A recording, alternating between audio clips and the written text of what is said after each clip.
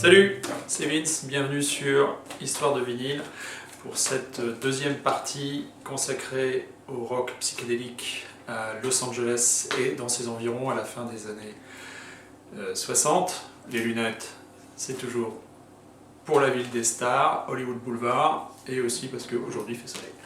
Alors, je commence tout de suite, parce que je ne veux pas que ça dure trop longtemps, évidemment, je ne veux pas trop vous ennuyer avec mes histoires. Je commence avec un artiste important dans l'histoire du rock, pas forcément toujours cité, mentionné, mais il est omniprésent, il est toujours quelque part dans le décor, si vous voulez. C'est une espèce de cinglé, il faut le dire. Il a enregistré plusieurs albums, certains meilleurs que d'autres, celui-ci c'est certainement un de ses meilleurs et je l'adore, c'est pourquoi je l'ai mis ici au tout début de cette deuxième partie. Cet artiste c'est Kim Fowley avec l'album Outrageous qui est sorti en 1968 et oui, c'est un album qui est scandaleux, qui est indigne, qui est subversif, qui est tout ce que vous voulez. Mais il n'en demeure pas moins que c'est un album qui contient quelques perles psychédéliques. Il est moralement incorrect. En fait, clairement, sur certains morceaux, bon, peu importe. Pour moi, c'est un très grand album. C'est un des meilleurs de Kim Fowley, peut-être avec I'm Bad, qui est sorti en 1972. Ici, c'est une réédition. Oups! Et voilà. De deux albums en fait qui sont sortis en 1968 sur United Artists. Alors, je vous la refais, je vous avais fait ça dans le rock psychédélique consacré aux groupes dans la baie de San Francisco, c'est-à-dire des groupes auxquels nous ne pensons pas nécessairement, pour les inclure dans une liste de groupes psychédéliques. Et pourtant, il me semble que Canned Heat, pour le double album Living the Blues. Ici, c'est l'édition française qui est sortie en 1968. La pochette est complètement psychédélique, hein, vous êtes d'accord avec moi. Pourquoi est-ce que je l'inclus dans cette sélection? C'est pas pour les pochettes de l'édition française, pas du tout. Le premier 33 tours de ce double album. Alors, je dois vous avouer que j'ai un petit doute. Je sais qu'il y a une réédition, puisque je l'ai dans la discothèque 1972, il me semble, qui est un double album qui regroupe donc les deux. Il est sorti en France en deux parties, en deux disques séparés. Je ne sais pas si aux États-Unis il est sorti en deux albums. Vous me direz. Il y a bien sûr, il y a l'aspect totalement classique du Canned Heat, blues rock. Voilà, c'est quand même un des meilleurs groupes de blues rock, il me semble, aux États-Unis à la fin des années 60. Sur la première phase, bien sûr, les compositions blues rock, plus les compositions un petit peu aériennes. Alan Wilson, il a dépassé le blues rock dans ses compositions, et puis sa voix très étrange. Et puis sur la deuxième phase, il y a Parthenogenesis. Et pour moi, Parthenogenesis, c'est une pièce musicale, un patchwork psychédélique. Voilà. La deuxième partie, j'insiste, la deuxième partie de Living the Blues, toujours l'édition française ici, toujours la pochette psychédélique avec Henry Westin, qui pour moi est un superbe guitariste d'acid rock, en fait, de rock psychédélique. Eh bien c'est Refried Okie Boogie, qui dure 40 minutes, donc le morceau est coupé en deux, et pour moi un petit peu, malheureusement, le solo de guitare, parce que chacun des musiciens va faire son solo, le solo de guitare de Henry Westin est coupé, justement parce qu'il faut retourner la galette. Voilà, c'est un petit peu dommage, parce qu'il nous emmène, vraiment il nous emmène vers les étoiles avec son solo. L'album Future Blues est pour moi aussi important, parce qu'en son sein, Henry Westin a été viré, il faut le dire. Donc l'album c'est en 1970, si je ne me trompe pas, et il est remplacé par Harvey Mandel, qui est clairement un guitariste avec un son. C'est lui qui joue au festival de Woodstock avec Canned Heat. Et son son de guitare, et voilà, son approche est psychédélique. Voilà. Bon. Je termine sur Canned Heat. Pour moi, effectivement, au moins Living the Blues et puis Future plus tard. Ce sont des albums de rock psychédélique, ou en tout cas qui ont une saveur psychédélique. Je ne pouvais pas, évidemment, Los Angeles, je ne pouvais pas ne pas évoquer ce groupe. Pendant longtemps, j'ai eu un petit peu de mal avec les Byrds, et puis bon, finalement, avec la maturité, on y revient.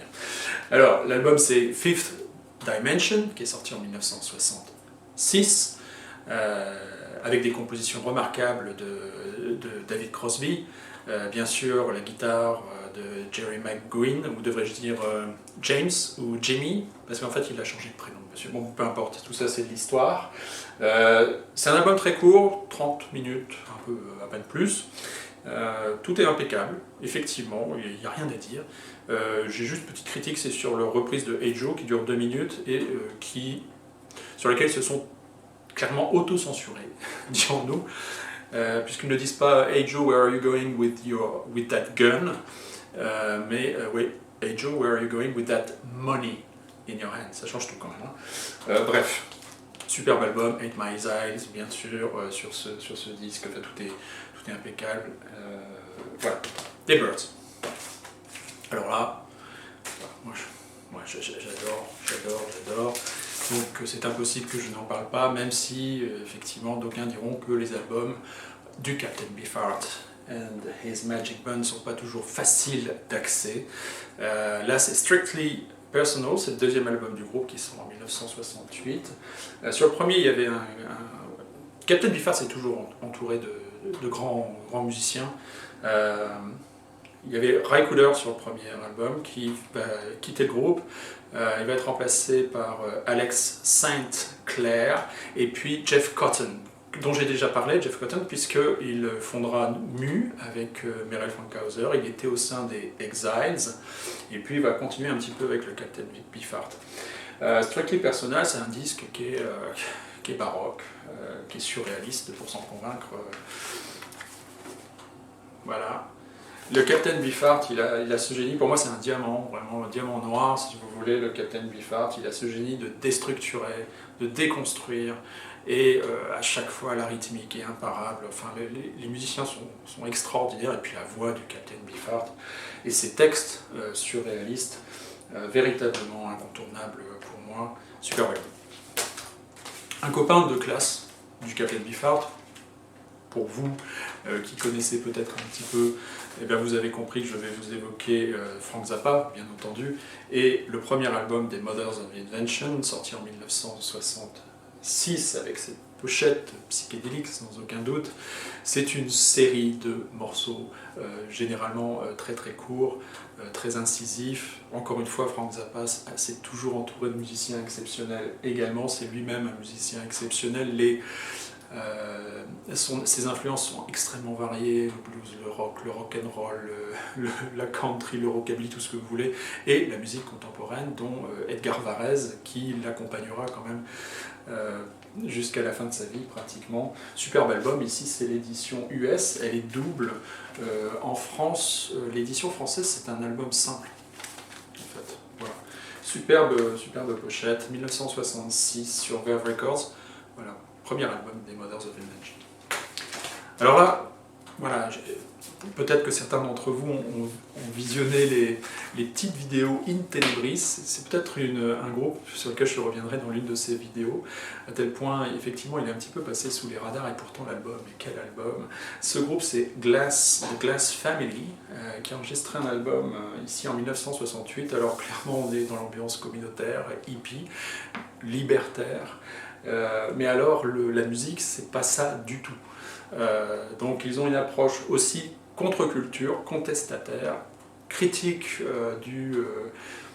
bien sûr de l'impérialisme américain, entre autres la guerre du Vietnam, mais alors tous les morceaux, les mélodies, les harmonies vocales, les guitares, enfin tout est à l'unisson pour faire de ce disque un album absolument extraordinaire. Écoutez le premier morceau, House of Glass, et vous savez où vous en êtes. Superbe, chez Warner Brothers. Ici c'est une réédition. Je vous disais que bien sûr les musiciens psychédéliques, enfin de la musique psychédélique, musiciennes vont s'intéresser à tout un tas d'instruments variés. et d'origine et d'horizons extrêmement variés. Mais aussi, ils vont s'intéresser à de nouveaux instruments, des instruments électroniques, qui commencent depuis la fin des années 50, un petit peu, dans les universités, dans les écoles de musicologie, eh bien, vont commencer à émerger, vont être utilisés. Une artiste majeure aux États-Unis, selon moi, qui est Buffy Sainte-Marie, mais cette fois-ci nous sommes sur la côte Est, donc j'en parlerai plus tard, a été une des premières effectivement à utiliser ces appareils électroniques pour modifier sa voix, créer une ambiance musicale sur son album Illuminations. Là, c'est un groupe peu connu, The United States of America, avec au sein du groupe principalement des étudiants ou anciens étudiants en musicologie, dont Joseph Bird. Les musiciens sont exceptionnels. Tout est très très bien. Ce n'est pas un album de musique électronique, saupoudré avec de la poudre psychédélique, non, non, pas du tout. C'est un disque de musique psychédélique, de rock psychédélique, mais clairement, ils font usage d'instruments électroniques. C'est une pure merveille qui est sortie en 1968. Ici, je pense que c'est l'édition anglaise de l'album. Joseph Bird poursuivra ensuite l'aventure avec un album en 1969 qui s'appelle Joe Bird and the Field Hippies, il me semble, vous me direz. Bref, à écouter, absolument, c'est une merveille. Je sais, il faut que je change mon vocabulaire. Bon, voilà. Un autre groupe, c'est vrai, bon, voilà, nous sommes dans la deuxième partie, là, j'ai eu des soucis quand même à faire cette deuxième partie, j'ai dû écarter des albums, j'ai dû en regrouper d'autres, parce que le choix était quand même énorme pour cette sélection qui est un classement, hein. Là, ce sont mes préférences, donc on va vers le mieux et on va au-delà. Donc là, c'est vrai que c'était un peu chaud, mais ce groupe, qui est marqué par... dans lequel les paroles font systématiquement référence à l'enfance, à la jeunesse, au traumatisme. Bref, c'est assez particulier dans les paroles, mais par contre, la musique, les harmonies sont d'une beauté. Voilà, je ne vais pas plus tarder, c'est The West Coast Pop Art Experimental Band, avec un nom de groupe pareil, on peut comprendre un petit peu qu'il n'y a pas eu tant de succès que cela. Ici, c'est le pressage mono du premier album du West Coast Pop Art. Alors, il y aurait un album avant. Bon, je sais pas, je ne l'ai jamais vu. Donc bon, en tout cas, celui-ci sort en 1967. Pochette extraordinaire. 3 musiciens. Il y a Bob Marley, c'est sûr. Les autres m'échappent. En plus, je crois qu'ils ne sont même pas signalés sur... Il n'y a que Bob Marley qui est signalé sur la pochette ici. Voilà. Il y a une reprise de Frank Zappa, des Mothers, qui est sur le premier album des Mothers, c'est Help, I'm a Rock. Très bonne version d'ailleurs. Voilà, super. Super, super. C'est pas mon préféré. J'y reviendrai. Alors vous allez dire, mais pourquoi est-ce qu'il ne l'a pas mis avec l'autre? Voilà, c'était beaucoup plus simple. Je dis, encore une fois, je suis dans l'idée d'un classement ici. Je reviens donc vers le Captain Beefheart and His Magic Band avec Trout Mask Replica. Sorti en 1969, les conditions d'enregistrement sont un peu particulières. Il existe une vidéo qui permet justement d'apprécier que cela n'a pas été facile pour les musiciens, puisqu'ils les auraient pratiquement cloîtrés. Ils avaient à peine le droit de sortir du manoir dans lequel ils ont répété pour cet album, pour aller se procurer de la nourriture. Enfin, semble-t-il, ça a été assez dantesque. Un peu le dictateur Don Van Vliet, hein, Captain Beefheart. Il n'en demeure pas moins que c'est une œuvre unique dans l'histoire du rock. Encore une fois, baroque, surréaliste. Les paroles sont extraordinaires, les musiciens sont à l'unisson, et bon, il les a peut-être fouettés pour l'enregistrement, je ne sais pas, enfin bref, mais en tout cas, tout est extraordinaire sur cet album. Effectivement, d'un accès difficile pour tout un chacun qui l'aborderait pour la première fois. Moi j'ai tendance à dire que pour des gens qui ne connaissent pas, vous êtes avec eux en soirée, vous les appréciez beaucoup, mais il se fait tard, vous avez envie d'aller faire dodo, et vous mettez l'album, 30 Mass Republica sur la platine, vous montez un peu le son, et croyez-moi qu'au bout de 10 minutes, il n'y aura plus grand monde dans la salle. Bon, peu importe, j'exagère bien sûr. Et ici, sur le label Straight, super, 1960. Un autre groupe, peut-être que certains d'entre vous l'auraient mis un peu plus haut cet album, je ne sais pas, c'est Spirit. Spirit de Randy California, avec Ed Cassidy, le beau-père, le batteur, Mark Endis, Jay Ferguson, j'en oublie un. Allez, il est sorti en 1970 cet album qui est une perle psychédélique. C'est le 4e album du groupe. Pour moi, le Spirit s'arrête un petit peu ici, même si après il y aura d'autres albums studio, il y en a un qui viendra l'année suivante, il me semble.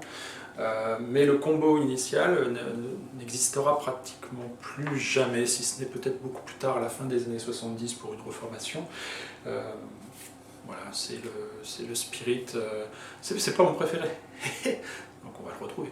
Voilà un groupe dont j'ai regroupé les 2 premiers albums, je me suis dit, c'était la façon la plus simple parce qu'il y a une homogénéité très claire entre les 2 albums. Ce groupe, bien sûr, de Los Angeles, je vous le disais, Los Angeles a produit des groupes qui auront un succès immédiat, des groupes psychédéliques avec un succès immédiat, contrairement par exemple au Grateful Dead dans la région de San Francisco qui lui va devoir attendre quand même un petit peu avant d'avoir un peu de succès. Ce groupe, bien entendu, c'est les Doors. Totalement incontournable, bien entendu. Les 2 premiers albums des Doors, ici le premier, bien sûr, le second, les 2 sont sortis en 1967 si je ne m'abuse. Ce sont des morceaux sur ces albums qui ont été répétés et répétés en concert avant qu'ils ne soient enregistrés par les membres du groupe. D'où l'unité de ton, bien sûr. Tous les morceaux méritent une citation, mais clairement The End est sur le premier, et puis When the Music's Over sur le deuxième. Voilà, c'est totalement incontournable. Et puis vous êtes dans les préoccupations. Hein. We want the world and we want it now. Voilà, c'est une jeunesse qui tente un petit peu de renverser la machine. Superbe, voilà, superbe ici pochette, photographie de Joel Brodsky. Je reviendrai sur les pochettes, mais grand photographe. Je reviens, bah oui, parce que en fait, je suis un énorme fan de Frank Zappa et des Mothers, donc je suis obligé de revenir, puis en plus je considère cet album comme le meilleur album de la période psychédélique. Je sais qu'il n'aimait pas du tout ce genre musical, le père Zappa, mais clairement c'est un album psychédélique, c'est une grande réussite, qui sort en 1967, c'est Absolutely Free, c'est le 2e album en fait des Mothers. C'est une réussite absolue, voilà. C'est pour moi le meilleur album psychédélique des Mothers. Superbe pochette. Okidoc. Et je vous montre tout. Non, super. À écouter absolument. Bon, il y a qui aime, il y a qui aime pas. C'est un peu comme pour le Captain Beefheart. Mais tout de même, faut quand même pas déconner. Hein. Bon, allez. Vince. Oui. Oui, d'accord, ok, je me calme.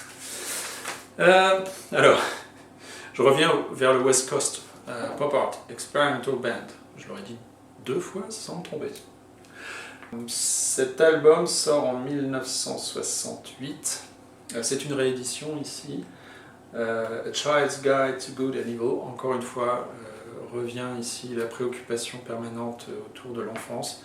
C'est le meilleur album pour moi. L'album est plus long, les morceaux sont un petit peu plus longs. Il y a toujours une espèce de mélancolie dans les morceaux du West Coast. Ils ont fait 4 albums. Le 4e, franchement, moi j'ai beaucoup de mal. Mais les 3 premiers vraiment sont incontournables. Superbe album du West Coast. Ça y est, nous voici dans le trio, dans le trio de tête. Eh bien, je reviens encore une fois vers le Spirit. C'est le premier album de Spirit qui sort en 1967. Sur cet album, Randy California, qui est féru de Jimi Hendrix. Bon, l'influence Hendrix sera qui sera pas vraiment présente sur les albums de Spirit. Il exprimera son amour de Jimi Hendrix sur les albums plus tardifs, où il est en solo par exemple. Premier album de Spirit, voilà, c'est d'une beauté extraordinaire. Ils ont vraiment un son à part, des compositions à part, la voix de Jay Ferguson, qui malheureusement tournera un petit peu au rock FM californien dans les années 70. Bon, déjà, c'est un très bon compositeur, c'est un super chanteur. Enfin, voilà, c'est un album d'une beauté, tous les titres de Fresh Garbage qui commencent l'album. Alors vous allez me dire, celui-là, cet album, ce groupe, mais pourquoi est-ce qu'il arrive si tard? Ils ont quand même n'ont pas fait qu'un seul album. Non, en effet. Mais il arrive deuxième dans la liste, enfin, dans le trio de tête, c'est Kaleidoscope, A Beacon from Mars, qui est sorti cet album en 1967, c'est le deuxième album du groupe. Kaleidoscope va faire 4 albums studio, les 3 premiers sont incontournables. Je les aime tous les 4, hein, mais les 3 premiers sont incontournables. Donc il y a Side Trips, qui est sorti en 1967, il y a celui-ci, A Beacon from Mars, et puis il y a l'année 1969, donc 2 ans plus tard, sortira Incredible Kaleidoscope.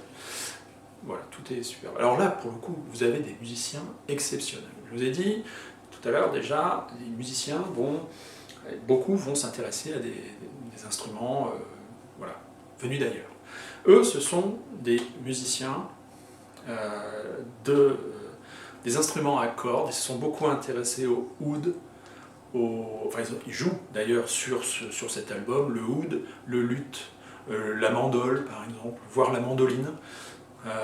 Ils sont surdoués. Alors c'est pas un album de musique traditionnelle, non, c'est un très grand album de rock psychédélique. Mais alors sur les morceaux les plus longs, ils donnent libre cours à leur qualité d'instrumentiste, et ça donne des improvisations extraordinaires. Alors parmi les musiciens, celui qui aura une carrière musicale qui se prolongera dans les années 70, c'est David Lindley. Alors parmi les autres, il y a Solomon Feldhaus, qui est un faux nom en fait, parce que ça changera pratiquement d'album en album. Il y a aussi Chris Darrow à la basse. C'est un album absolument indispensable. Le deuxième dans ma liste, voici. Alors le premier, quel est-il? D'aucuns diront, mais tu manques d'originalité, Vince. Tu manques totalement d'originalité, parce que cet album-là, dans les compilations, genre les 1000 albums que vous devez avoir écoutés dans votre vie, il y est. Pareil, je ne sais pas moi, les 100 meilleurs albums de rock de tous les temps, il y est. Peut-être en tête, je ne sais pas. Bon, qu'est-ce que ça change?